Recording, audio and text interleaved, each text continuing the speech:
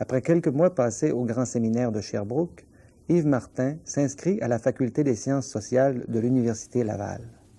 C'est pour entrer dans une aventure, celle de bâtir quelque chose de nouveau et de se créer un débouché.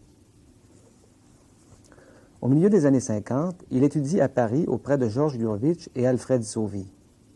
Il est stagiaire pendant 2 ans à l'Institut national d'études démographiques. Revenu à Québec, il est associé à la jeune équipe de professeurs du département de sociologie qui se sont donnés pour tâche d'instaurer un solide programme d'études et de recherche sur leur société. L'enquête régionale de Saint-Jérôme, la création de la revue Recherche sociographique en 1960, l'organisation en avril 1962 du premier colloque de la revue intitulé « L'état présent de la recherche sur le Canada français ». Yves Martin rappelle ce que lui-même et ses collègues de l'époque ont accompli pour la mieux connaître et l'influencer. Enrôlé à divers titres dans l'administration publique depuis plus de 15 ans, il a été sous-ministre de l'Éducation de 1969 à 1972 et recteur de l'Université de Sherbrooke à partir de 1975 jusqu'à sa récente nomination au poste de directeur général de l'Institut de recherche en santé et en sécurité au travail. Il exprime aujourd'hui une critique des réformes de l'enseignement. Parce qu'on a trop laissé de cordes à la spécialisation, constate-t-il, la formation de base des étudiants néglige des connaissances aussi essentielles que celles de l'histoire. Parlant de la politique et de l'avenir du Québec à l'horizon de cette décennie, il explique son choix d'un pays souverain et signale la nécessaire émergence de leadership nouveaux parmi les générations héritières de la Révolution tranquille.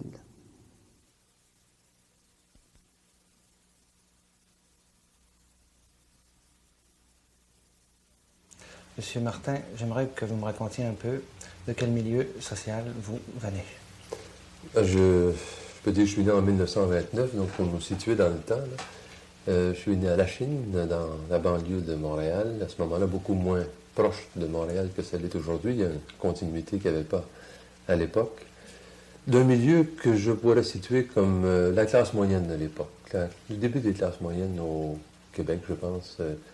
Mon père était agent d'assurance à ce moment-là, après avoir fait autre chose comme différents métiers, parce qu'une période difficile au point de vue économique. Au moment de ma naissance et de ma jeunesse ici à Lachine, il était dans l'assurance. J'étais d'une famille qui a été au total de 9 enfants, 3 garçons, 6 filles. On a habité Lachine d'abord, Saint-Hyacinthe, Drummondville, Sherbrooke, Chicoutimi. Ensuite, j'ai vécu à Québec et de nouveau maintenant à Sherbrooke. Du point de vue familial, donc une famille, je pense qu'on peut situer ça dans ce cadre-là, classe moyenne, je crois, de l'époque. Puis qu'est-ce que vos parents ambitionnaient pour vous, je pense, tout jeune?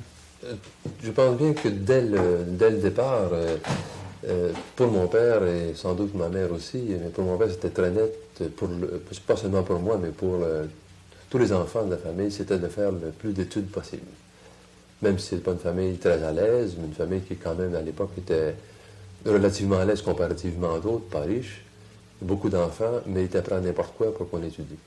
Et je pense bien que ça s'explique pour une part parce que lui-même, jeune, avait pu faire une partie d'un cours classique qu'il a dû quitter parce que son père est décédé. Il a laissé en rhétorique et l'ambition pour ses enfants, c'était qu'ils poursuivent des études le plus longtemps possible, le plus loin possible.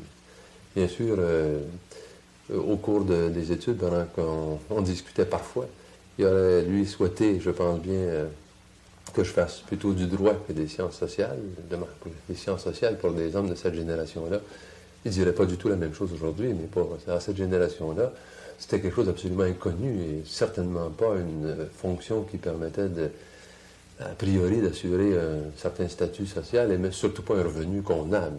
C'était plutôt les professions traditionnelles que les gens avaient à l'esprit, soit le sacerdoce, soit le droit, soit la médecine, bien sûr. Et on a discuté beaucoup ensemble, et finalement, après avoir fait une courte expérience que je dois rappeler, parce que comme dans beaucoup de jeunes à l'époque, on voulait faire des choses, et j'ai fait l'expérience aussi quelques mois de grand séminaire, après avoir pensé à faire aller en mission ou n'importe quoi, comme beaucoup de jeunes à l'époque, j'ai fait l'expérience de quelques mois de grand séminaire avant de m'orienter définitivement vers les sciences sociales. Donc, vous êtes né en 29, le grand séminaire, ça nous reporte quand même après la guerre, Fin 49. fin 49. Fin 49. Les derniers mois de 49, 5 mois au total. Puis, quelle sorte de milieu était-ce À Sherbrooke, à Sherbrooke? grand séminaire de Sherbrooke à l'époque. Et tout de suite, je suis sorti de là pour aller à la fédération de la JSC de Montréal pour quelques mois avant de commencer j'étais avec Marc Lalonde à l'époque Oui. à la fédération de la JSC. Et ça, c'était à la suite de l'expérience du collège même où je m'étais occupé beaucoup surtout de journalisme étudiant, beaucoup moins de JSC, très peu même au collège, mais le journalisme étudiant, les caisses populaires étudiantes, enfin, un paquet de mouvements. J'étais président de la Corporation des écoliers griffonneurs, ce qui était le rassemblement des journaux étudiants. Tout ce milieu-là, bien sûr, m'avait amené à m'intéresser à des questions d'ordre social, pour employer une expression très générale, qui à l'époque recouvrait nos intérêts, nos ambitions. J'arrive difficilement à m'imaginer. Vous me dites, bon, j'ai fait du journalisme étudiant, mais moi, je ne sais pas. Qu'est-ce que c'est concrètement en 1949 de faire du journalisme étudiant? Oh, c'était, je pense qu'il faut voir ça, quand je regarde ça aujourd'hui, c'est un journalisme en général assez candide. Quand on relit ces choses-là, au fond, c'est un journalisme étudiant très inspiré par ce que faisait l'orientation JSC du temps, où on voulait créer un climat intéressant dans les collèges, intéresser les étudiants des collèges à la vie sociale qui se passait autour d'eux. Mais finalement, sauf quelques exceptions de journaux étudiants où vraiment les étudiants écrivaient des choses plus engagées, en général, je trouve que c'était quand même assez candide. C'était beaucoup plus axé sur en tout cas pour ce que j'ai connu, moi, sur la création d'un bon climat, si on veut, dans le collège, avec développement d'initiatives de différentes sortes, provoquer un peu des initiatives chez les étudiants. C'était beaucoup plus ça, ce type de journalisme étudiant qu'on a connu dans l'ensemble des collèges à l'époque. Avec quelques exceptions, on avait dans certains collèges des journaux plus engagés, surtout dans la région de Montréal. Puis ceux-là, qu'est-ce que c'était que cet engagement? Les articles parlaient de la nature des articles, les étudiants discutaient plus des questions d'engagement politique, d'engagement social. Par exemple, pour illustrer ce que je veux dire, en 1949, pendant la grève de l'amiante, il n'y en a pas été question dans le journal de mon collège. Oui. Puis c'était pourtant dans la région.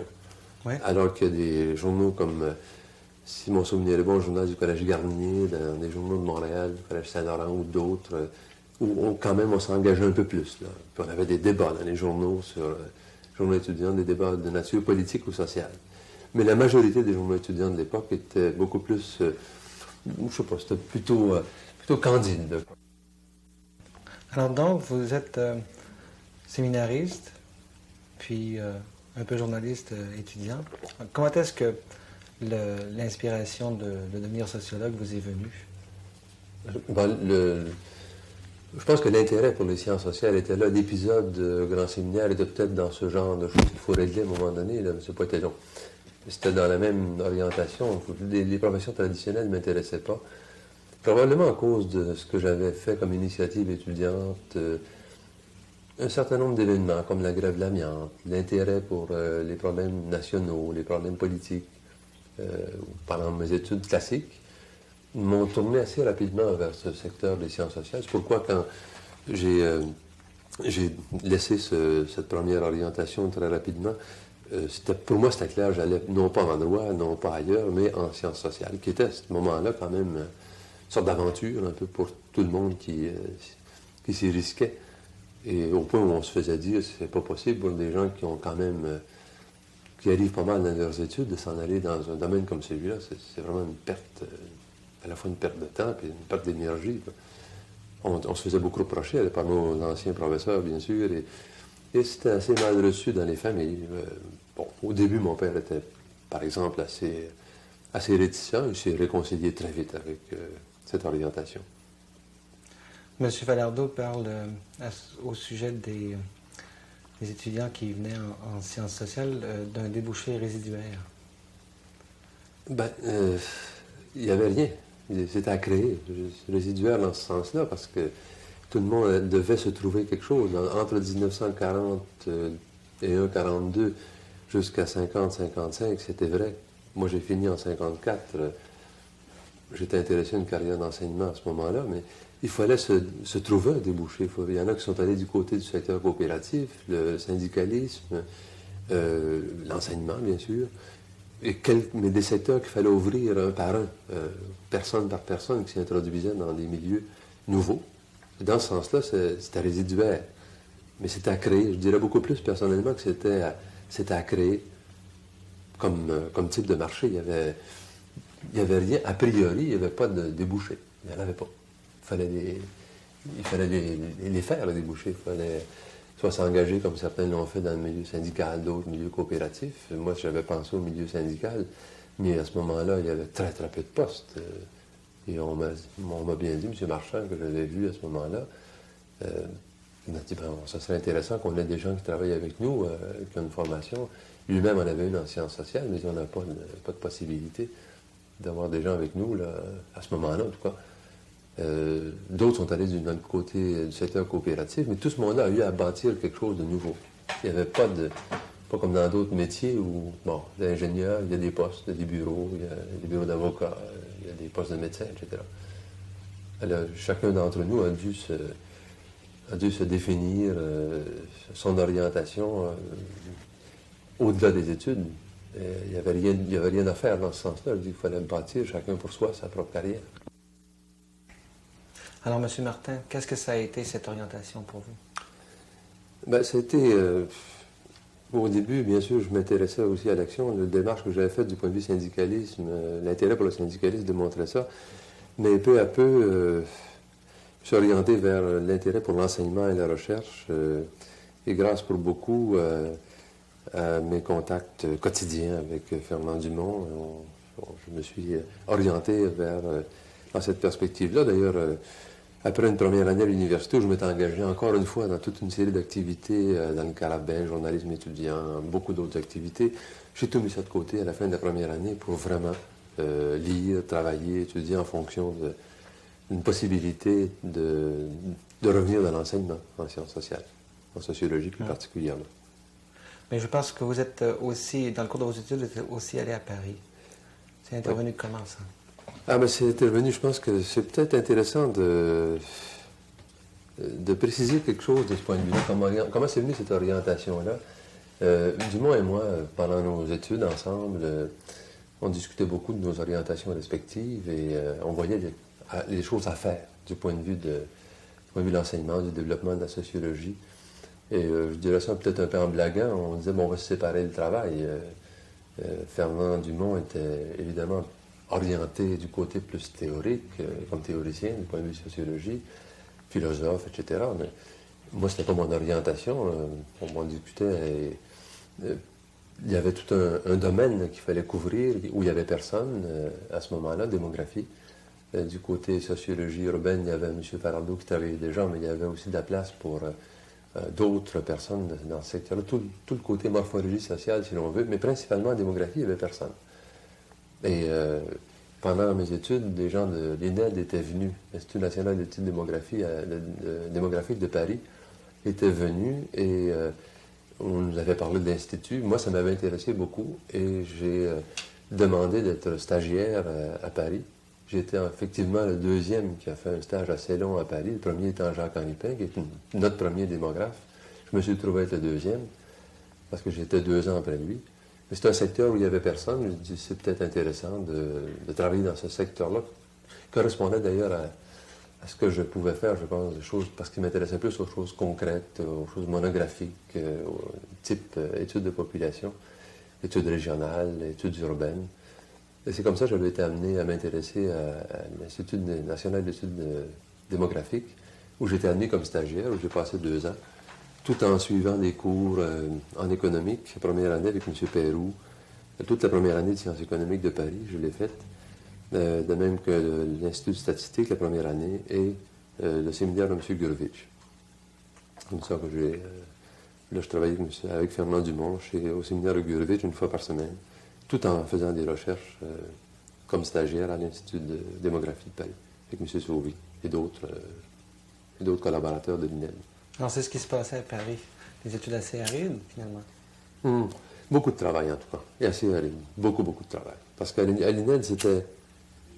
J'avais un grand avantage, j'étais le seul stagiaire à toute fin pratique pendant 2 ans, avec un très grand bureau, le service des bibliothèques à moi. Je n'avais pas besoin de me déplacer, de chercher des livres, conditions de travail idéales, qui me permettaient aussi d'aller suivre des cours, revenir au bureau. Et j'avais des mandats précis. Après, j'ai fait le tour de tous les services de façon à connaître très bien tout ce qui se faisait dans cette boîte-là. Travaillant aussi bien avec M. Girard, Alain Girard, dans les questions d'enquête là, sur la scolarité des jeunes, sur les familles, avec M. Suter en génétique des populations, avec Henri sur les questions plus quantitatives, avec M. Tabac sur les questions d'économie, économie et démographie. J'ai participé à certains travaux, par exemple, c'est à moi qu'on a demandé de faire la bibliographie commentée d'ouvrage qui s'appelle Le Tiers-Monde, publié sous la direction de M. Balandier. Et on m'avait donné aussi un autre contrat, on peut appeler ça comme ça, une étude, la première étude finalement que j'ai faite, je pense, de recherche, le niveau de vie des familles suivant le nombre d'enfants, qui a été publié dans la Population en 1954.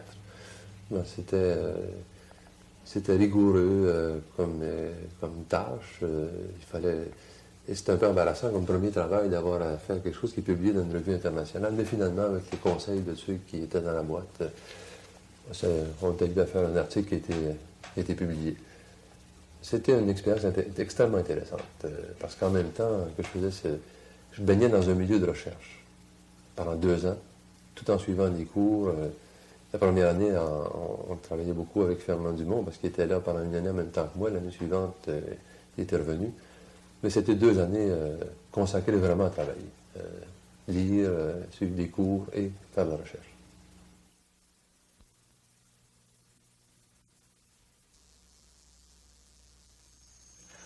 Donc, 2 années en Europe. Puis, retour à Laval. Oui.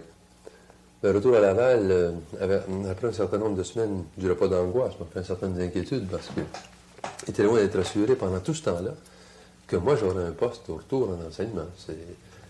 C'était le risque que je prenais, avec des conditions financières que tout le monde a connues, enfin, pas très bonnes. Mais le risque que je prenais, c'est de ne pas avoir de poste au retour. Et la seule possibilité, à toute fin pratique, c'était Laval. Et j'ai obtenu, si mon souvenir est bon, une semaine avant mon départ, mon retour de là-bas, une confirmation que j'aurais un poste. En même temps qu'une invitation, mais ça, c'était déjà réglé, à travailler un été avec Fernand Dumont sur l'analyse de la région de Saint-Jérôme, l'analyse de la région qui a conduit à une publication qu'on a faite plus tard ensemble, oui. En 1956. Mais là, bon, c'est arrivé à la fin de mon séjour à Paris. Une semaine avant, j'ai reçu cette lettre. Il y a des collègues que je mentionnais à l'époque qui se rappelleront peut-être de ça. Il y avait eu certaines réticences à mon engagement pour différentes raisons. Ça s'est réglé. Bon. Remarquez que s'il n'y avait pas eu cette proposition-là, en définitive, qui est devenue concrète, je ne sais pas très bien ce que j'aurais fait. J'imagine que j'aurais trouvé quelque chose, mais j'avais pris des risques et le pari a été bon. Donc, vous arrivez dans ces conditions-là à Laval, puis qu'est-ce que vous aviez à faire à ce moment-là? Vous aviez donc une de vos ambitions qui était en train de se réaliser, enseigner. Mm-hmm. Alors, comment est-ce que c'était organisé au département à ce moment-là? Est-ce que c'était le moment où c'était devenu déjà un département, je crois? C'était redevenu un département. Redevenu. Sa survie avait été un peu menacée pendant une période pour des raisons de structure de faculté, finalement, de discussion entre collègues à ce moment-là, savoir si on devait maintenir un département distinct pour la sociologie, à côté des sciences politiques, à côté d'économique, etc. Ça se passait pendant mon absence, cette discussion-là.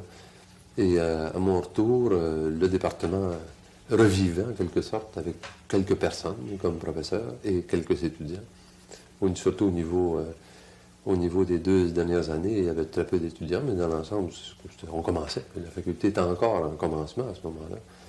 Et c'était avec Fernand Dumont et d'autres collègues, ceux qui étaient déjà là, M. Faralto, les autres collègues du département.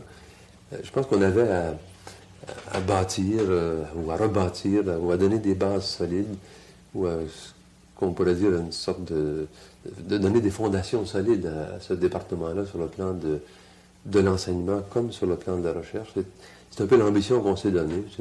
Disons que c'est ambitieux, mais je pense qu'il faut être ambitieux quand on est jeune. On se donnait cette ambition-là de créer quelque chose de solide comme département. Alors, qu'est-ce que vous avez fait? Bon, on a d'abord fait beaucoup d'enseignement. Moi, dans mes domaines, de écologie humaine, démographie, théorie de la population principalement, sociologie urbaine, certains autres cours, mais parfois, mais c'est principalement les secteurs que je viens de mentionner qui étaient les domaines dont moi je m'occupais et qu'on me confiait. Il y avait une sorte de division du travail entre les petits groupes qu'on était à ce moment-là. Principalement ça, structurer le cours, s'occuper de l'administration. J'étais secrétaire du département, je ne sais pas combien d'années. Ensuite, on s'est donné comme objectif de faire de la recherche. On en a fait, je pense, un certain nombre. Des recherches très monographiques, Saint-Jérôme, moi, par ailleurs sur le bassin Laurent, quelques autres dossiers de type recherche sur le terrain. Travailler sur le terrain. On voulait travailler sur le terrain, nous l'avons fait. Et aussi, on était amené à penser à se donner un instrument qui serait une sorte de stimulant pour nous, comme pour les collègues, comme pour les étudiants, comme pour un peu tous ceux qui faisaient de la sociologie au Québec, créer une revue. Ce qui a été le point de départ de cette idée-là a donné lieu plus tard à la création de recherche sociographique, après un débat qui avait eu lieu, ce qui est bien normal, entre les collègues, à savoir si on devait... C'était une bonne chose de faire une revue, si on pouvait faire ça à Québec, à l'époque. Est-ce que c'était pas trop ambitieux, encore une fois, de faire alors qu'il existait de très bonnes revues internationales. Nous, notre point de vue, c'était finalement, bon, on ne doublera pas les revues qui existent déjà. Les articles de théorie peuvent être publiés ailleurs. Ça n'empêche pas de publier ailleurs, mais il y a intérêt à faire quelque chose qui va être axé sur la connaissance de ce qu'on appelait à ce moment-là le Canada français, ou qu'on appelle le Québec. Enfin, cette recherche sociographique a pris son orientation dès ce moment-là, et je pense qu'elle a été maintenue. Elle a eu sa place, cette revue-là. Parlant du Canada français, il y avait eu, au début des années 50, je crois, Essai sur le Québec contemporain. En 52. 52? Oui. Bon, vous étiez en train de parler du projet à ce moment de former une revue. Pour moi, je me demande s'il y a une continuité entre cette production-là, l'Essai sur le Québec contemporain, puis le travail qui se faisait au département, l'initiation des premières recherches que vous avez faites avec vos collègues, puis ensuite la série de colloques de recherche sociographique. Bon, j'aimerais que vous me parliez de cet univers-là. Comment est-ce que toutes ces choses s'imbriquaient les unes dans les autres pour vous à ce moment? Pour moi, je pense que la perspective était, à ce moment-là, celle que j'indiquais tout à l'heure. Tout ça, ça nous paraissait, en tout cas, ça me paraissait dans des collègues aussi, toutes des choses nécessaires pour qu'on puisse vraiment asseoir le travail d'analyse sociologique du milieu québécois. Là.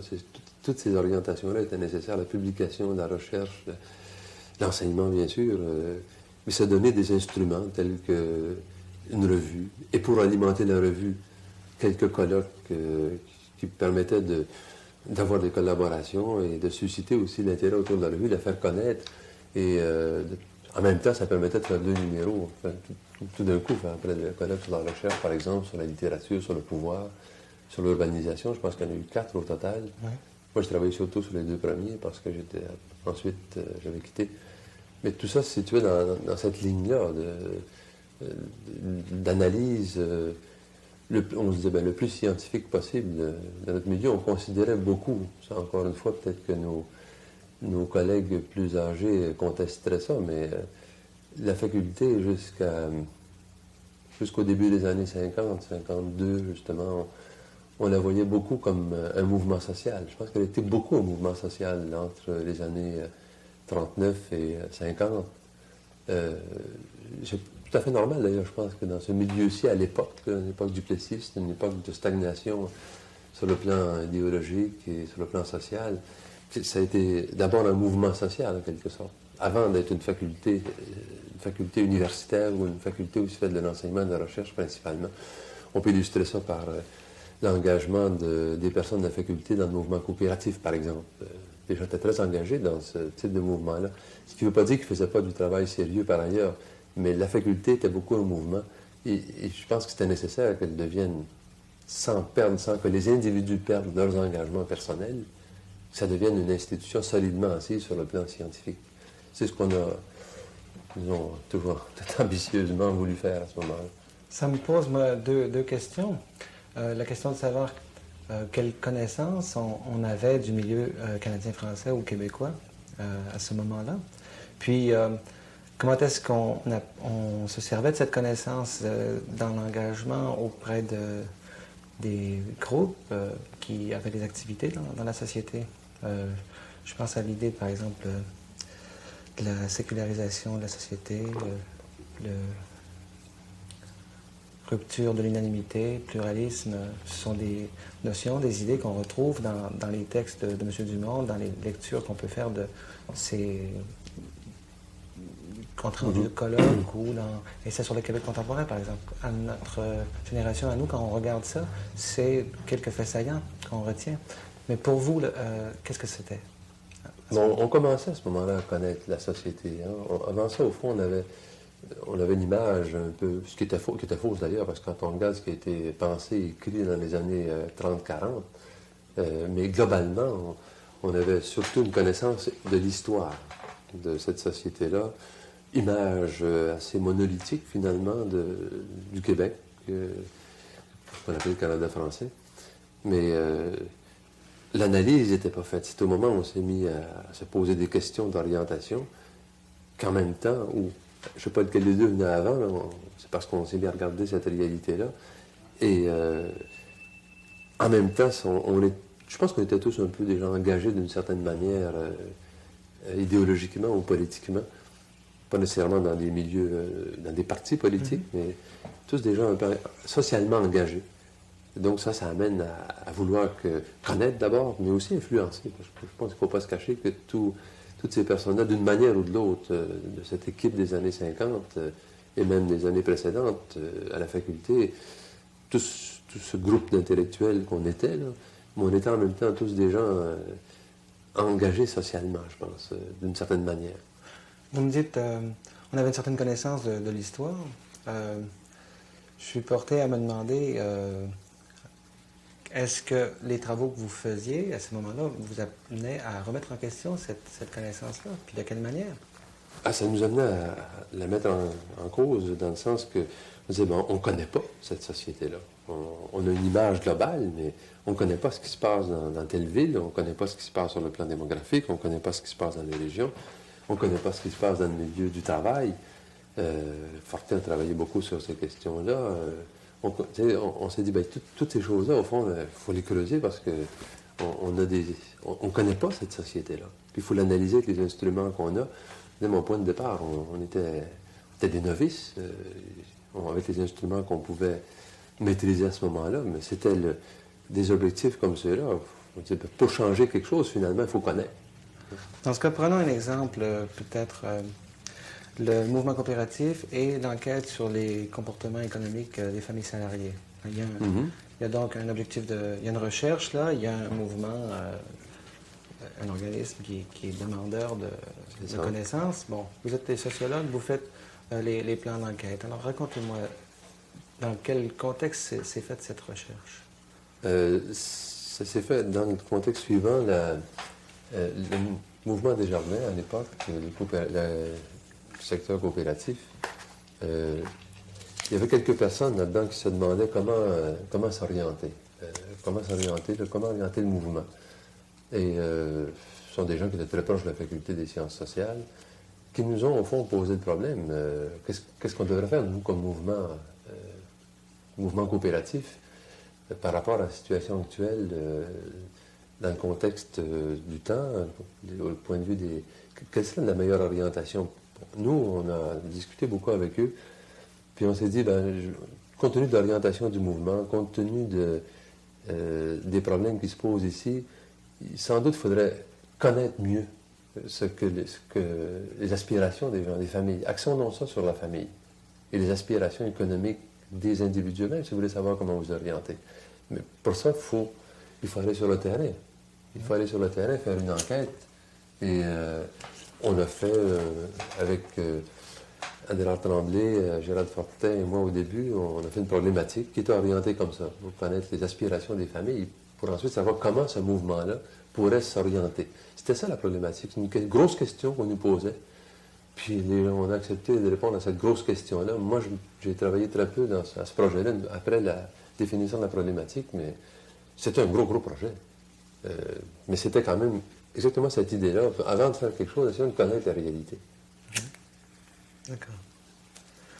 C'est un projet sur lequel vous avez travaillé de très près. Je pense que c'est la région de Saint-Jérôme. Alors là, pourriez-vous me dire qu'est-ce que vous avez découvert là? Il y a deux choses que je peux dire là-dessus. D'abord, pour situer cette enquête-là, on est à l'époque où en France, depuis quelques années, on faisait des missions diocésaines pour, en somme, réorienter la pastorale dans les différents diocèses.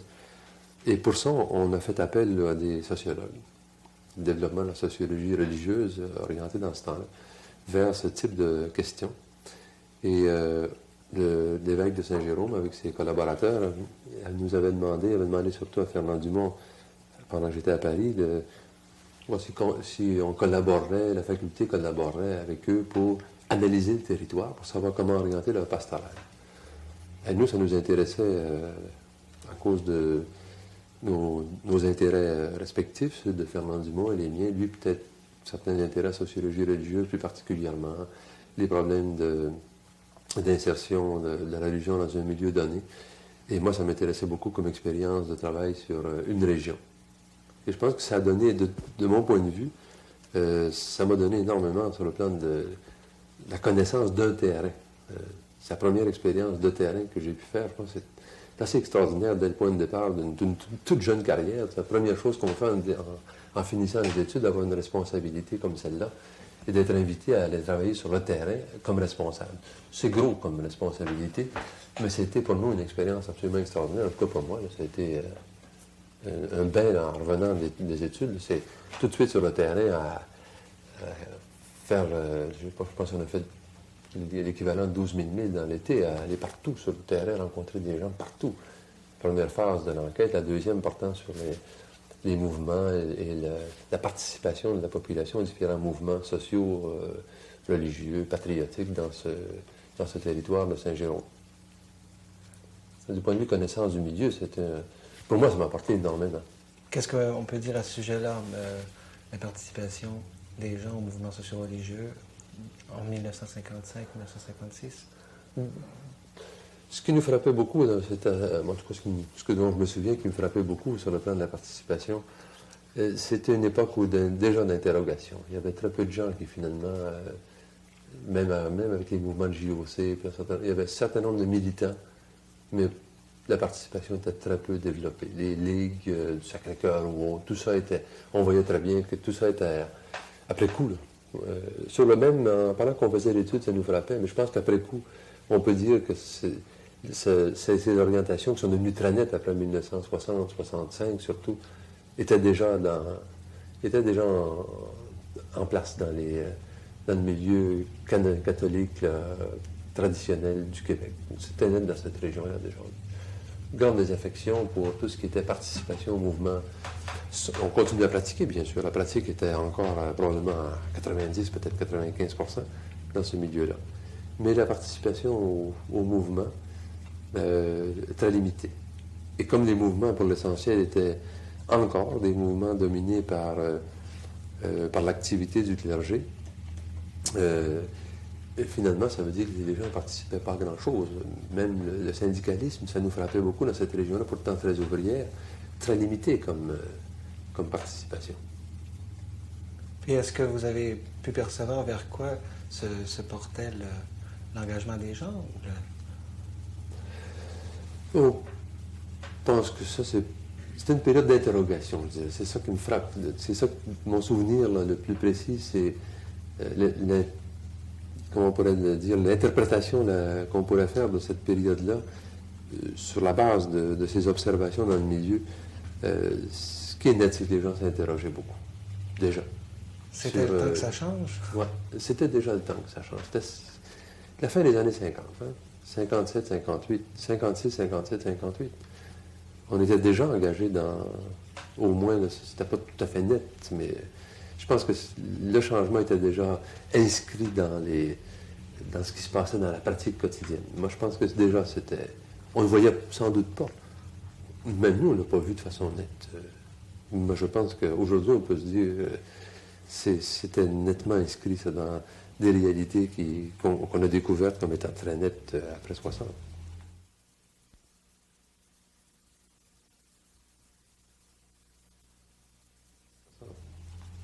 Après 60, justement, vous avez été appelé à préparer le terrain aux transformations qui allaient s'opérer en 64, 65. Vous avez fait des enquêtes sur la population du Québec, du Québec dans son ensemble et dans ses régions aussi. Oui, ça c'est rapprochement, disons, c'est le premier rapprochement avec le secteur de l'éducation. C'est venu par le travail pour la commission parents avec mon collègue Jacques-Henri Pain. On nous avait demandé de faire le travail démographique, c'est-à-dire les perspectives de croissance de la population globale et les essais de prévision de clientèle étudiante aux différents niveaux. Jusqu'à 1981. Jusqu'à 1981. On a fait ça pour la commission parents, qui s'en est servi pour l'effet de son rapport. Ensuite, on a fait un bouquin pour publier au moins la partie qui concernait la population globale, population du Québec et de ses régions, 1961-81, où on s'est joyeusement trompé sur le plan de la fécondité. C'est intéressant, cette erreur-là. Je ne pense pas qu'on ait fait d'erreur scientifique. Je vous dis ça sans modestie, fausse modestie, parce que même nos collègues de l'INED à Paris nous disaient, les démographes comme M. Tabar, comme Pressa, me disaient vous avez été beaucoup trop. Vous avez fait baisser la courbe de fécondité beaucoup trop vite, ça n'a pas de sens. Du point de vue démographique, mathématiquement, ça n'a pas de sens. Et on ne l'avait pas fait baisser assez vite. Tout le monde s'en est rendu compte assez vite, assez rapidement. Et la fécondité a baissé au Québec d'une façon absolument imprévisible par qui que ce soit. Il n'y a pas de société où ça a été aussi rapide, sans intervention de qui que ce soit de l'État, ou comme au Japon, ça s'est fait très rapidement. Mais ici, sans intervention de qui que ce soit, une fécondité qui a baissé comme nulle part ailleurs. Bon, je pense qu'on s'est trompé, non pas sur le plan scientifique, mais c'est une illustration du changement radical qui s'est passé au Québec sur le plan culturel. Je pense, moi, en tout cas, je le vois comme ça, et je trouve ça intéressant comme expérience scientifique qui nous démontre après coup qu'on dit, c'était beaucoup plus sérieux comme mutation. Ce que Guy Rocher a appelé la mutation, c'est vraiment une mutation qui s'est faite dans très, très peu d'années. Personne ne pouvait le prévoir. Sur le plan culturel, en termes culturels, qu'est-ce que c'était? Je parle en termes culturels, ça veut dire toutes les attitudes et les changements dans les comportements à l'égard de la fécondité. C'est-à-dire la limitation des naissances qui était encore tabou assez au début des années 60. Tout d'un coup, c'est devenu une chose qui était admise, pratiquée en tout cas. Et c'est très lié avec la pratique religieuse. C'est très lié avec la diminution de la pratique religieuse. Les deux phénomènes étant très liés. Je pense qu'on ne peut pas se cacher qu'ici, ça a été, pour longtemps, la fécondité. Les dernières années, on n'a pas suivi le modèle américain ou le modèle européen. On est en retard parce que c'est les normes de l'Église, les normes sur la pratique en matière de limitation des naissances. Mais en même temps, tout ça est disparu, ou à peu près, et radicalement. La pratique religieuse a diminué de façon aussi brusque pratiquement que la fécondité. Et en très peu d'années, on a rejoint les niveaux de fécondité des États-Unis, puis de la France et de l'Europe en général. C'est assez intéressant comme cas. Il n'est pas, je pense, comparable dans le milieu occidental. Donc, ça, c'est une petite parenthèse, si on veut, par rapport à ce que vous mentionniez tout à l'heure, le contact avec le milieu de l'éducation. J'ai été amené comme ça à travailler avec M. Arthur Tremblay, qui avait été appelé par M. Eugène Lajoie comme ministre de la Jeunesse à travailler avec lui à la mise en place éventuelle du ministère de l'Éducation pendant que la commission royale d'enquête, la commission parents faisait son travail. Et travailler avec lui surtout sur le plan démographique. Et après avoir refusé en 60, parce que j'étais engagé à la faculté dans la revue en particulier, dans d'autres projets, refusé d'aller avec lui au ministère de la Jeunesse. En 62, M. Eugène Lajoie aussi m'avait offert. Je ne dis pas que ça ne me tentait pas, parce que c'était un domaine d'action encore. Moi, j'ai toujours été un peu orienté dans ce sens-là. D'ailleurs, le reste de ma carrière le démontre. En 64, quand le ministère a été créé, on m'a proposé d'aller travaillé avec ceux qui mettent en place le ministère comme directeur de la planification. Et là, j'ai accepté de plonger dans ce secteur d'action où je suis à peu près resté tout le temps depuis. Alors, qu'est-ce que l'homme d'action a fait? Ben, il a fait ce que tout le monde sait, je pense, ceux qui ont vécu les 20 dernières années, ou les 15 dernières années. On a fait la réforme, ce qu'on a appelé la réforme de l'éducation. Mais tout, c'est-à-dire à partir de la mise en place du financement, de l'organisation des commissions scolaires régionales, les cégeps, l'Université du Québec, évidemment les négociations à travers tout ça pour établir les conditions de travail dans l'ensemble du système, les programmes d'études, enfin, disons tout ce qui était réforme, à la fois d'abord comme directeur de planification, comme sous-ministre adjoint et comme sous-ministre en titre. Alors, je pense que je peux dire que j'ai fait toutes les phases de cette réforme-là, que je pense a été assez fondamentale, comme tout le monde le répète, c'est un lieu commun dans la Révolution tranquille au Québec, c'était le point de départ. Bon, alors, moi, de cette période-là, ce que j'entendais, c'était qui s'instruit s'enrichit. Maintenant, vous qui étiez en train de faire ces changements-là, dans un ministère qui venait d'être créé, quel but est-ce que vous poursuiviez? Bon, je pense qu'on a trop mis en évidence, peut-être avec raison, ce slogan « qui s'instruit s'enrichit », mais qui était un slogan politique. Je pense qu'il y avait... Mais c'est le langage qu'on entend. Ah oui, mais il faut voir que c'était très ponctuel. C'est un langage d'un homme politique qui veut vendre quelque chose, qui voulait vendre quelque chose d'important. Pas essentiellement, on va dire, qu'il s'instruit s'enrichit, mais faire comprendre aux gens que c'est intéressant qu'on s'investisse et qu'on investisse dans l'éducation parce qu'on s'enrichit, à la fois personnellement et collectivement. C'était un peu long à mettre dans un slogan, bien sûr, mais ça frappait. Pas sûr que j'aurais choisi ce slogan. Mais disons que, personnellement, ça, je pense qu'il ne faut pas non plus exagérer, c'est la conscience de ces orientations, mais pour moi, c'est un engagement auquel je croyais beaucoup comme élément de transformation de cette société-là. J'étais profondément convaincu que l'éducation, c'était la base de la transformation. Et c'est pour ça qu'on lui a consacré tout ce qu'on a pu consacrer de temps, d'énergie. Et c'était la motivation aussi de M. Tremblay, ou M. Gérald Lajoie. À l'époque, on travaillait dans cette perspective-là. Tous ceux qui ont travaillé beaucoup, mais je pense que la motivation, elle était vraiment là. Et dans cette perspective-là, de transformation d'une société. C'était d'abord ça. C'est pour ça que je dis que la création du ministère, c'est pas simplement un geste institutionnel. C'est d'abord un geste politique. Et essentiellement un geste politique. Pas parce qu'il y avait un ministre seulement. Parce qu'il y avait une décision politique de créer l'instrument de base pour la transformation de cette société-là. On écrivait ça dans ce temps-là dans les textes officiels, le ministre le disait, puis nous, on le croyait. Je pense qu'on peut dire qu'on le croyait. C'était notre motivation. Ça a peut-être l'air manquer d'humilité de dire ça, mais je pense que vraiment on travaille dans cette perspective. Oui. Bon. C'est facile a posteriori, sans doute, d'en parler en ces termes, de ce changement-là, de bouleversement que ça a entraîné aussi. On a dit un effort de modernisation qui ne conduit qu'à une adaptation de notre société devenue trop vieille pour les besoins d'une économie industrielle qui avait pris du poil de la bête au moment de la guerre. On a toujours oublié des choses dans ça. Je pense que la première chose qu'on se donnait comme objectif, c'était la démocratisation de l'enseignement. Démocratisation dans tous les sens du terme. Et en même temps, ça c'est dans les textes initiaux, je pense qu'on a un peu oublié, on n'a peut-être pas réalisé d'ailleurs, c'est peut-être pas là qu'on a eu le plus grand succès.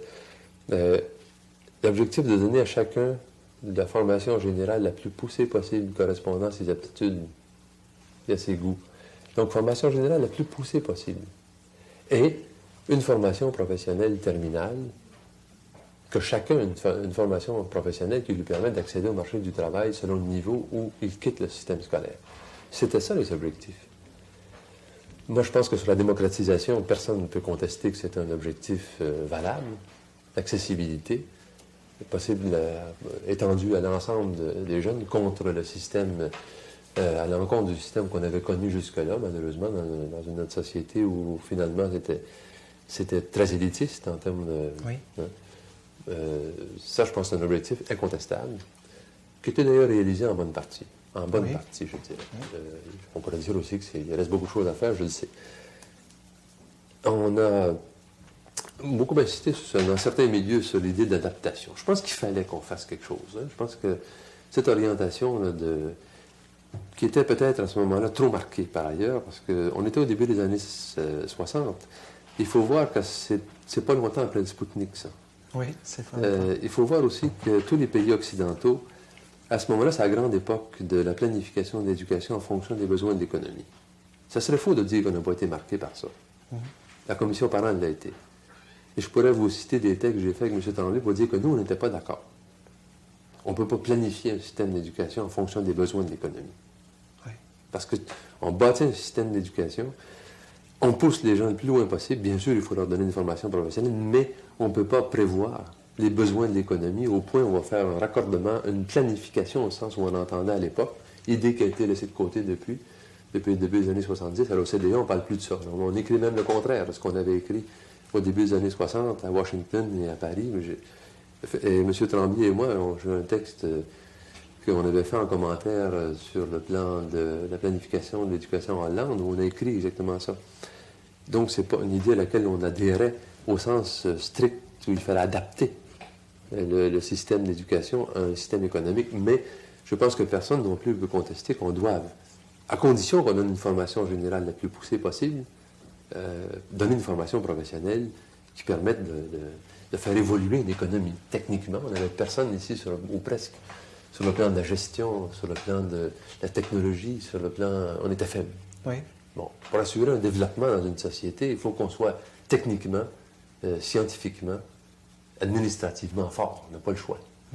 Je pense que c'est pas ça qu'on veut contester, j'espère, quand on dit qu'on a voulu adapter le système d'éducation aux besoins professionnels. La grosse critique que moi je nous ferais comme système, mais comme responsable de ce système-là, c'est l'autre dimension, la dimension de formation générale, donc appelons ça la dimension qualitative. Je pense que là-dessus, puis là on y revient tranquillement, on était allé trop loin, dans le sens d'une l'absence de conscience de la nécessité de maintenir une bonne formation de base, une formation générale solide au niveau aussi bien du secondaire que du collégial que du niveau universitaire. Je pense que c'était notre faiblesse comme système, ça. Personnellement, c'est mon jugement global. Là. Oui. Dans le contexte présent, qu'est-ce que ça veut dire comme prise de position pour l'avenir? Qu'est-ce que ça présage? Vers quoi on va tourner cette formation? Quelle orientation on va donner? Ça pourrait s'appliquer à moi aussi bien qu'à ceux qui me suivent. Moi, je pense que c'est vrai à tous les niveaux. Peut-être moins au niveau primaire, parce qu'au niveau primaire, on a trouvé un bon équilibre. Mais au niveau secondaire, au niveau collégial, comme au niveau universitaire, moi, je ne pense pas qu'il y ait de changement de structure à faire. Je pense qu'on a... Peut-être parce qu'on... Quand on les a faites, on ne va plus toucher à ça, mais... je n'ai pas le sentiment qu'il faille changer fondamentalement les structures. Ce qu'il faut changer, c'est... et c'est déjà un peu commencé, enfin, on essaie de le faire, c'est la structure même du cheminement des formations des jeunes au secondaire et ensuite au collégial et par la suite à l'université pour pousser justement le plus loin possible cette formation un peu mieux structurée, laisser tomber des spécialisations trop rapides, la multiplication des options trop rapidement, et donner une bonne structure de base, aussi loin que le jeune peut aller. Tous les jeunes ne peuvent pas aller au même niveau. Ça, je pense qu'il faut être conscient de ça aussi. Il ne faut pas être non plus trop idéaliste. Imaginez que tous les jeunes peuvent atteindre le même niveau au secondaire de formation en français, mathématiques ou dans toutes les disciplines. Mais qu'on les amène le plus loin possible.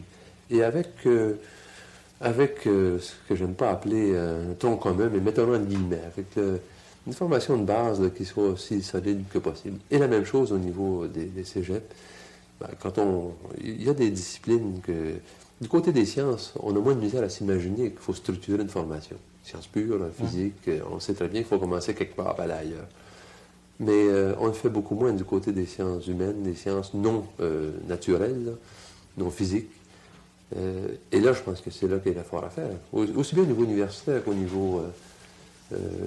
ça me frappe beaucoup, moi, qu'on ait des programmes, et ça me pose beaucoup de questions, ça devrait en poser aux collègues universitaires.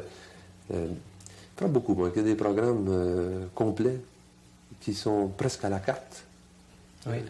Je ne sais pas comment on peut faire un cours de sociologie, par exemple, pour parler de ça. Si on n'en a pas à Sherbrooke, alors je peux en parler. Facilement d'un autre département qui pourrait se sentir visé. Mais j'imagine pas, puis il paraît que c'est possible de faire un cours de sociologie au Québec actuellement sans connaître Durkheim. Ça, moi, je trouve que c'est impensable. Impensable qu'on ne connaisse pas Durkheim, Parsons, un certain nombre de classiques dans une discipline. Les règles de la méthode sociologique de Durkheim, ou l'équivalent en anglais, peu importe, mais quelque chose qui soit des choses de base.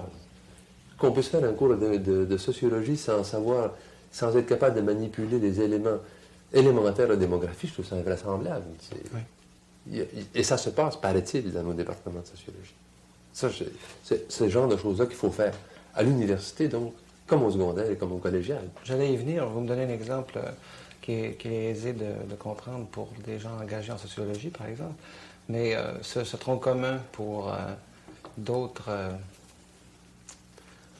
Pour le secondaire, par exemple? Oui. Bon, pour le secondaire, je pense qu'on a déjà commencé à le faire. Je ne sais pas si on va poursuivre dans la même direction, mais je pense que la volonté du ministère, je pense que dans le milieu de l'éducation en général, je suis enseignant aussi, ça me paraît accepter qu'au début du secondaire, qu'on revienne à moins de spécialisation, moins d'options chez les jeunes qui commencent secondaire 1, secondaire 2, secondaire 3, là, avec des programmes plus homogènes, plus structurés, où les jeunes ont moins de choix, où on les fait progresser à l'intérieur, on a un cheminement que les jeunes suivent selon les rythmes, bien sûr, ça on ne peut pas nier qu'il y a des rythmes différents, mais au moins, il n'y a pas de spécialisation trop hâtive dans les premières années du secondaire. Oui. On revient vers ça. Ça me paraît important.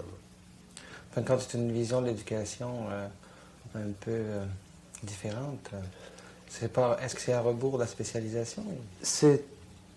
Oui, je pense que c'est dans ce sens-là. Il faut faire retour un peu sur ce qu'on a laissé aller de cordes, trop de cordes du point de vue de la spécialisation.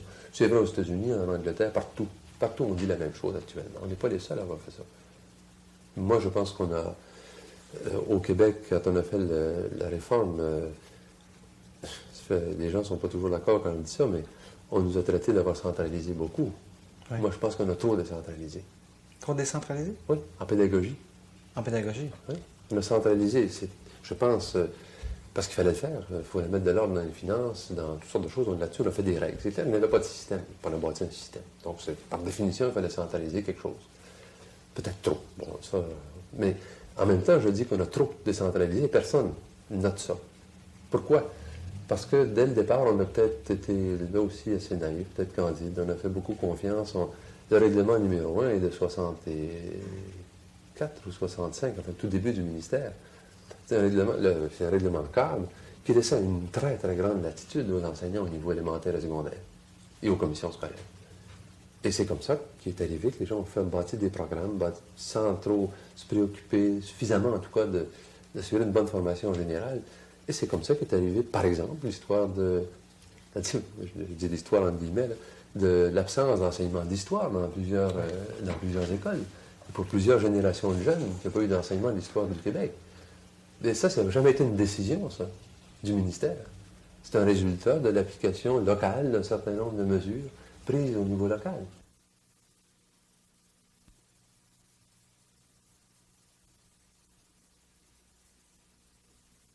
Est-ce que vous êtes toujours sociologue? Ah, j'ai l'impression que plus beaucoup sociologue, finalement.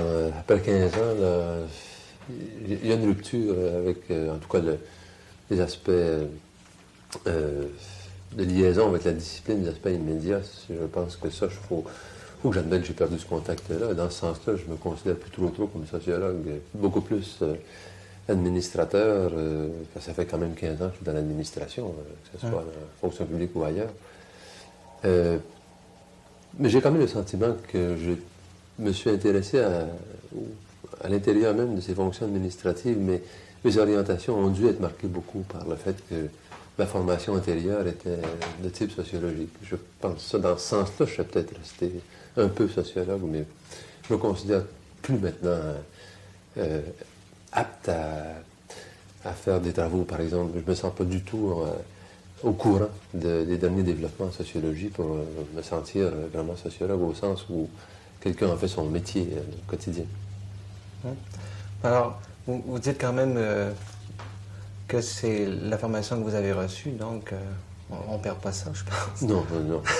Formation et intérêt pour les problèmes, que ce soit les problèmes d'éducation, les problèmes d'organisation du travail, les problèmes de santé dans une société, les problèmes d'évolution économique en général, et les problèmes politiques, les idéologies aussi, tout ça. Moi, je pense que c'est beaucoup lié à ce que j'avais fait antérieurement. Mais tout cet univers-là, qui est en marge maintenant pour vous, comment est-ce que ça refait surface dans votre métier d'administrateur? Quand même, vous n'êtes pas coupé de cette réalité-là, appelons les phénomènes si vous voulez, mais les idéologies, elles courent les rues. Ben, je pense que oui. Moi, j'ai l'impression que c'est encore présent dans la façon, par exemple, d'aborder les problèmes. J'aborde certainement pas les problèmes comme si j'avais une formation économique ou j'avais une formation juridique. Je vais prendre comme exemple le travail que j'ai fait il y a 2 ans sur les négociations dans le secteur public et parapublic. Ben, la problématique dans ce bouquin-là, au point de départ, dans ce rapport-là, je pense qu'elle est plutôt... elle ne peut pas avoir été faite par un économiste, je pense. Elle est beaucoup plus sociologique comme problématique. Dans ce sens-là, ça me paraît évident que je reste dans quelqu'un de formation sociologique. Ça transparaît sûrement dans la façon de travailler, comme dans les choix de secteur de travail. Bon. Et aussi les engagements initiaux qui m'avaient amené pour beaucoup à la sociologie, ont fait aussi que sur le plan politique, j'ai continué aussi dans le même sens, avec des orientations en moi. D'autres ont pris d'autres cheminements. Mais moi, je me suis orienté beaucoup, tout le monde le sait, vers une orientation souverainiste en matière politique et publiquement. Oui. Avant qu'on vienne à ça, j'aimerais qu'on insiste un peu sur le rapport Martin Bouchard pour que vous me disiez quels étaient les enjeux, quels sont encore les enjeux dans cette négociation de secteur public et parapublic vis-à-vis de l'État. C'est un immense problème pour le Québec qu'on n'a pas encore résolu, mais la problématique est claire. On doit avoir des négociations, à mon avis, en tout cas, centralisées, puisqu'on a centralisé les services. C'est un choix collectif qu'on a fait. On peut changer d'idée, puis décentraliser les services, puis revenir à la richesse locale. En matière de santé comme en matière d'éducation, on n'aurait plus le même problème de négociation. Ça, on va revenir au modèle traditionnel où on paye les gens selon qu'on est riche, on paye des meilleurs salaires, etc. Je pense que le scénario il est bien connu. Ça, c'est la problématique de base. Mais comment concilier ça avec le fait que finalement l'employeur, c'est l'État? Ça prend une maturité sérieuse dans une société pour arriver à trouver sans nier la négociation, sans nier le syndicalisme lui-même, parce qu'on y tient quand même, je pense, aussi collectivement, à concilier ça avec le rôle de l'État, qui en définitive, non seulement, puis on ne pourra jamais faire autrement, il est employeur et législateur, et ultimement responsable de l'ensemble des décisions collectives. Je pense que ça, c'est un problème qu'on a mis déjà, fait 15 ans qu'on le connaît, bon, un peu moins peut-être, mais ça prend encore peut-être un peu de temps avant qu'on ait trouvé la forme qui exige ce type de situation-là. Je pense qu'il faut une société qui a beaucoup de maturité pour être capable de gérer ce type de conflit-là, qui est gros, hein, particulièrement au Québec, où la moitié du budget de l'État est en cours chaque fois qu'il y a une négociation, 55%, si on est plus précis. C'est énorme comme problème collectif. Qu'est-ce que le rapport Martin Bouchard suggérait à ce propos-là pour régler ce problème de négociation? Bon, au fond, c'est un rapport qui portait sur les structures. Oui. Et nous, on a dit clairement, c'est un rapport de force politique et non pas économique. Et ce rapport de force-là, on peut l'aménager par des structures, mais on ne peut pas faire autrement que laisser à la dynamique des partis la solution de ce type de problème-là. Il n'y a pas de structure qui vont régler ça. C'est un rapport de force politique. Il est pas... Alors, où est-ce que ça se règle, ça? Ça, ultimement, quand il y a des conflits qui ne se règlent pas par les mécanismes normaux, il n'y a qu'une solution, c'est que l'État intervienne, le Parlement. Le Parlement. Il n'y a pas d'autre solution. Et quand moi, je ne me scandalise pas des lois spéciales,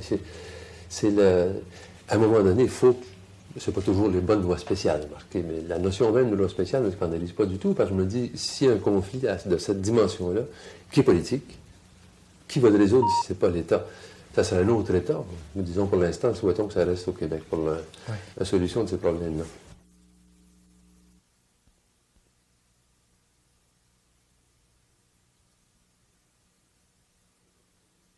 Qu'est-ce que ça veut dire aujourd'hui d'être souverainiste? Ah, ça veut dire pour moi,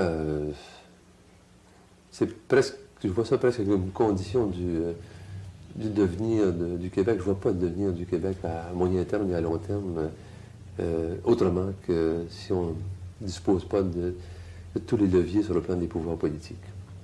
Évidemment avec des aménagements, parce qu'on vit dans un monde interdépendant, mais qu'on ait vraiment on dispose du pouvoir politique. Je pense que c'est ça notre problème au Québec, d'une société, une culture, une société distincte. Et moi, je pense que son devenir ne peut pas être assuré autrement que si elle dispose, cette société-là, de tous ces instruments politiques pour son développement.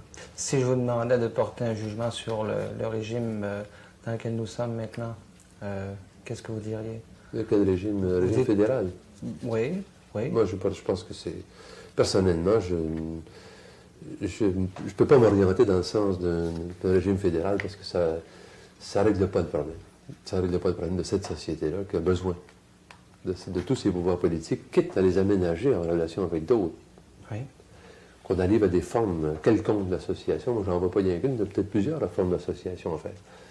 Mais pas dans le cadre fédéral qu'on connaît, même pas dans un fédéralisme renouvelé, parce que, à mon sens, tant qu'on n'arrivera pas à avoir tous les éléments politiques dont on a besoin, on n'aurait pas réglé le problème, et un fédéralisme renouvelé ou pas ne nous donne pas ces instruments-là. Ça, c'est ma conviction personnelle. Oui. Et je suis très inquiet pour l'avenir si on n'y arrivait pas. Bon, donc faisons le revers de la médaille maintenant. Nous sommes souverainistes maintenant. Qu'est-ce qu'on fait? Qu'est-ce qu'on fait avec une société normale qui se donne des gouvernements qui peuvent... Ça ne réglera pas nos problèmes, dans le sens qu'il n'y aura pas de magie. On ne sera pas dans le monde parfait. C'est clair à ce moment-là qu'il y a des idéologies qui vont s'affronter, des partis qui vont s'affronter, qui vont prendre le pouvoir. Mais ça va être notre société qui va s'orienter elle-même par le jeu normal démocratique. On peut avoir une société qui s'en ira à droite, comme une société de type social-démocrate, comme une société qui serait carrément à gauche, je ne sais pas. Ça sera à nous d'en décider collectivement. Ce que vous venez de dire là, ça me frappe d'un homme comme vous, c'est-à-dire que vous avez une longue expérience, vous avez travaillé dans la fonction publique, etc. Vous dites, bon, puis antérieurement à ça, il y a tout ce que vous m'avez raconté à votre sujet. Puis là, vous dites, peut-être qu'on s'en ira à droite, je ne sais pas, mais vous voyez cette chose-là comme ça, puis vous restez stoïque, droite-gauche. Aujourd'hui, moi, je sais bien où j'irais. Où est-ce que vous iriez? Je suis plutôt orienté, ce qu'on appelle social-démocrate, plutôt socialiste que toute autre chose. Mais je ne prétends pas, ce que je voulais en réponse à votre question, je me dis, je ne prétends pas que, ayant atteint le stade de souveraineté, on va avoir réglé nos problèmes pour 50 ans à venir en termes d'orientation. On va avoir à se définir nous-mêmes. Oui. Actuellement, on est défini par l'extérieur, on ne sait plus trop qui nous définit, comment on se définit. C'est ça notre problème de société. Mais il n'y a aucune garantie là-dedans, contrairement à ce que certains prétendent. Moi, je prétends qu'il n'y a pas de garantie dans le fait qu'on a un gouvernement, qu'on participe à un gouvernement fédéral. Il y a beaucoup qui prétendent que c'est bon parce que ça fait un contrepoids. Puis si on a une tendance trop dans un sens qu'il y a le contrepoids ailleurs, ça, c'est le genre de choses qui me paraît assez stérile comme orientation. Qu'est-ce que ça veut dire pour les travailleurs un pays souverain? Pour un administrateur et pour un travailleur? Mais ça veut dire la même chose, à mon avis. Dans les deux cas, je pense que les travailleurs, comme les administrateurs, comme n'importe qui,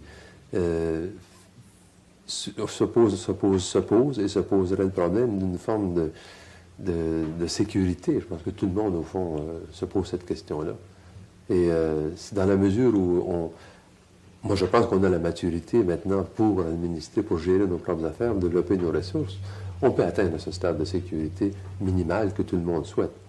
Les travailleurs, c'est ce qu'ils souhaitent finalement. Oui, comme tout le monde, les administrateurs aussi. Oui. Mais les uns se trouvent possèdent leur outil de travail, en quelque sorte, l'administration, la compétence administrative. C'est un acquis des générations qui ont été formées depuis 20 ans. Bon.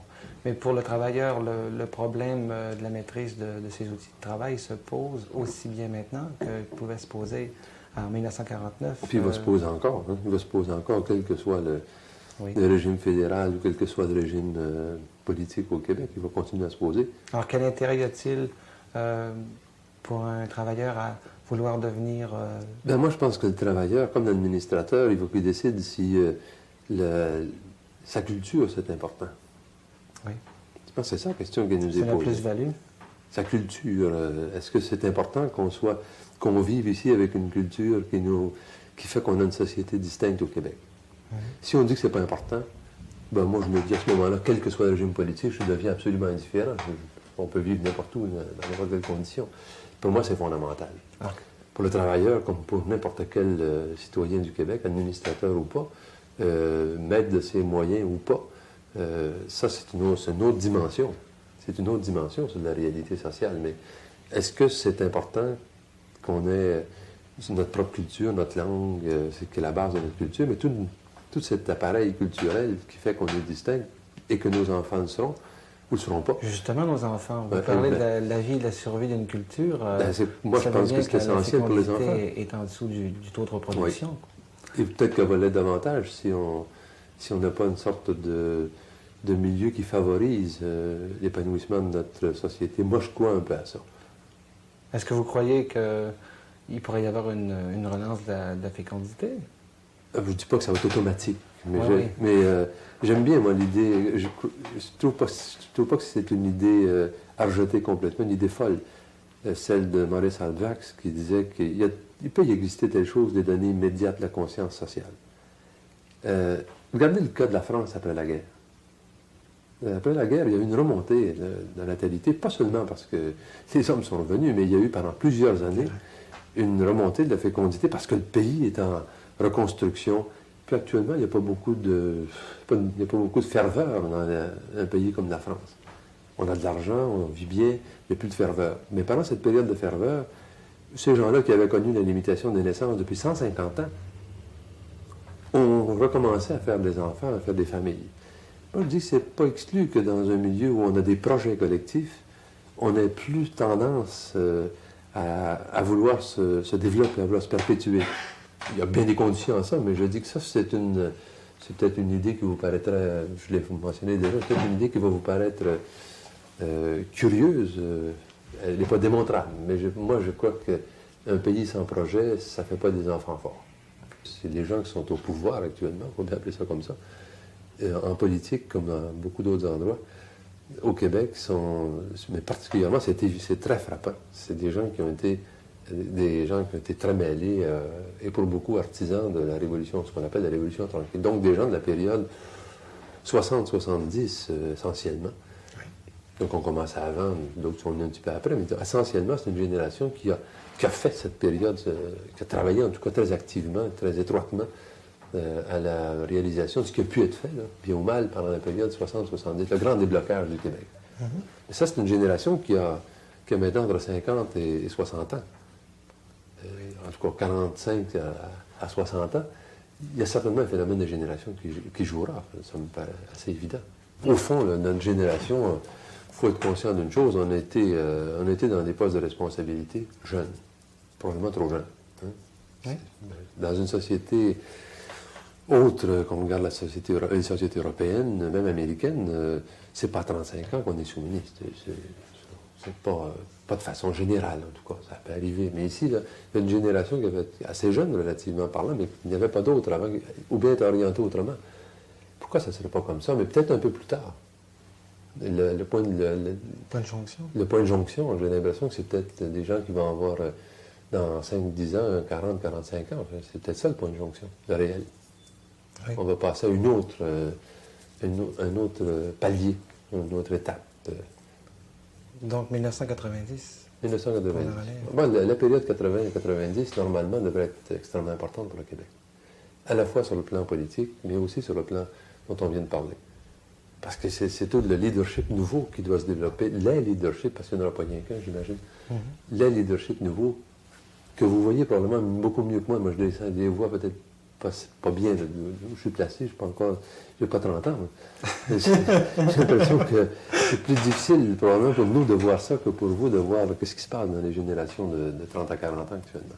Ben, c'est-à-dire qu'on observe un peu dans quelle situation on est placé, puis la conjoncture internationale, conjoncture nationale, et locale, bon, on additionne tout ça, puis on se dit, oui, il y a pas mal de travail à faire. Ah ben moi je pense Pas mal que de problèmes à régler. c'est déterminant la période 80-90. Parce que peut-être des gens qui vont devenir essoufflés.